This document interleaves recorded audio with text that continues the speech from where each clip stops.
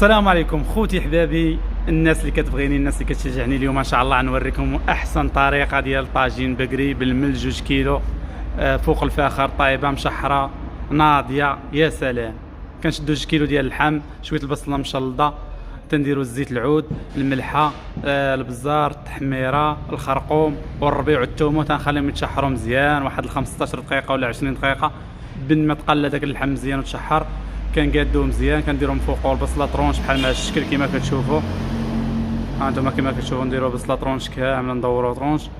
من بعد الخوت انتم كنديروا مطيشه حتى هي طرونش،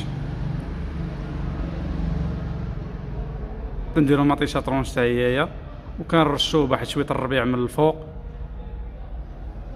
كما كتشوفوا. هو الربيع كنديروا شويه الزبيب، وكنديروا البرقوق وواحد 2 حارات من الفوق، وتنعطيو الفاخر واحد ساعه ونص ولا ساعتين. انتم الخوت جا طاجين يا سلام، والله الا داكشي ناضي. اي حاجه اللي كنبين لكم هنايا في تيك توك راه داكشي من القلب الخالص، ما كاين لا زواق لا والو. يلا بالصحه والراحه، والخوت كلشي تابعني في تيك توك، وتحياتي لكم لو بغيتوا الجديد. يلا بالصحه.